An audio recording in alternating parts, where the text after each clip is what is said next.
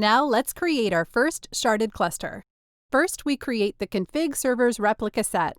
We make a root directory first. We name it config.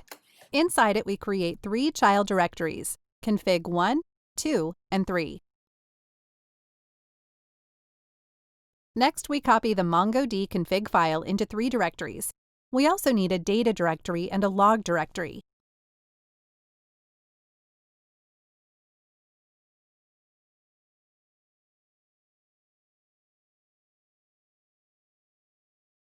We open the 3 config files in Editor.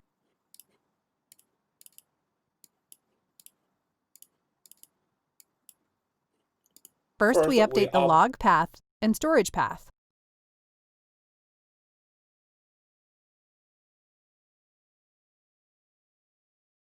Then we reset the port number.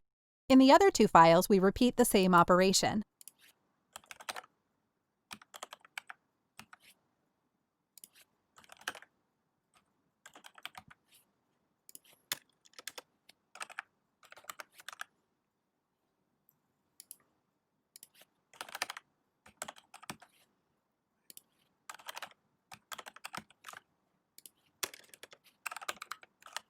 Next, we add the replication option. We name the replica set config server. We only need to set a replica set name here. We do not need to reset the oplog size, and the default majority read concern should be kept. Then we add the sharding option. We set the cluster role to config SVR. We will leave the other option, which is archive moved chunks, unset. Its default value is false. We copy the replication and sharding option to the other 2 config files.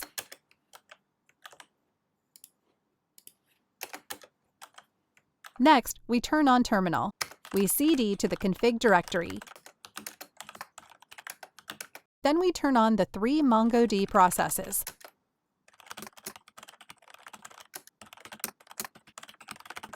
Now the 3 MongoD processes are all running. We turn on Mongo Shell and connect to one of them. We run the initiate method to initiate the replica set. We first set _ID to the replica set name.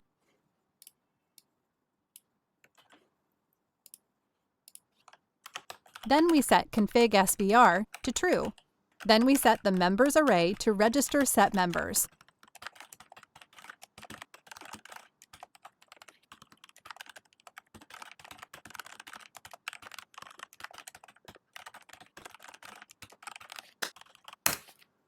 Now the config server replica set is up and running. Let's output its config object. We can see the value of the config SVR property is true. It shows this replica set is used as the config server. Next, we prepare the shards. We will create 2 of them. First, we create 2 shard root directories, sh1 and sh2. Inside sh1, we create 3 child directories, A, B, and C. We copy the config file into the 3 directories.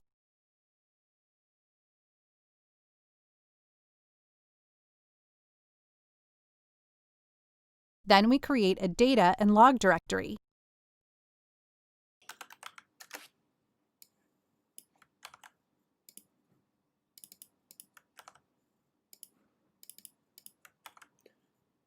We open the 3 config files in Editor.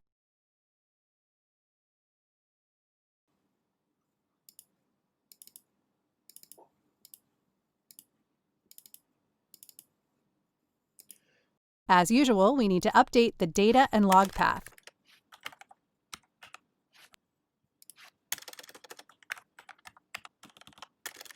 We set a new port number. Then we change replica set name to sh1. The cluster role should be shard SVR. We repeat the same operation on the other 2 files.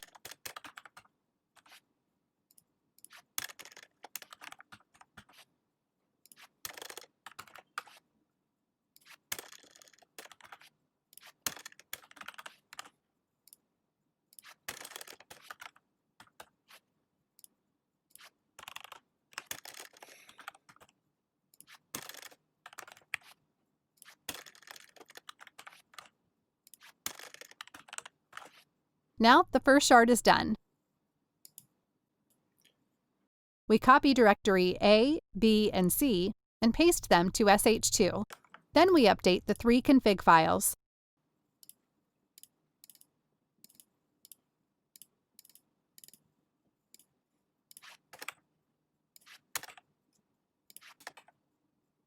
We name the second shard sh2.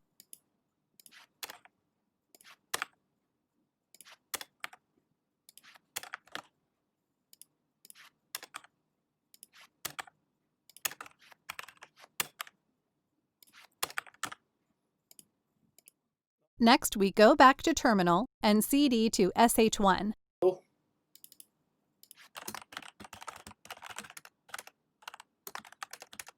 We turn on the 3 MongoD processes.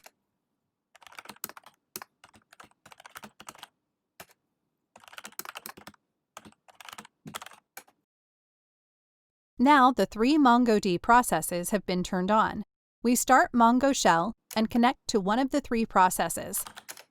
We run the initiate method. This time we only need to set the replica set name and register set members in the members array.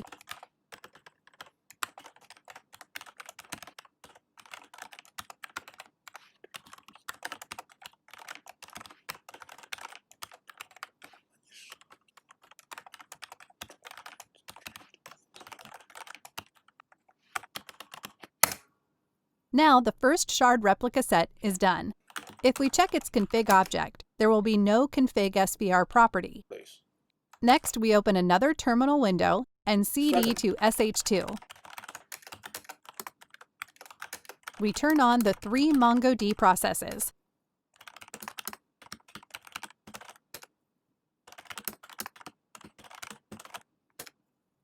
We open Mongo shell and connect to one of the set members. We call the initiate method to start the second shard.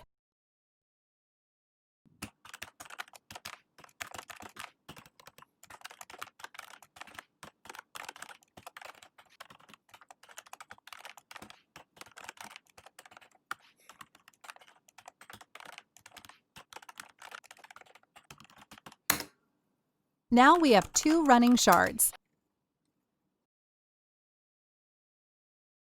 Next, we set the last component, Mongos. First, we create a root directory for it. We name the directory Mongos. Then we copy the config file into the Mongos directory. This time we only need to create a log directory. We do not need the data directory here. We open the config file in terminal. First, we remove the entire storage option. Then we update the log path and port number. Then we add the sharding option. We add the config DB property to specify the location of the config server's replica set. The property value starts with the name of the config server's replica set. Then we put a slash. Behind the slash, we provide at least one set member's host name and port number. If you want to provide more host names, separate them using a comma. Now the config file of Mongos is done. It tells Mongos where to find the config server replica set. We turn on terminal and cd to the Mongos directory.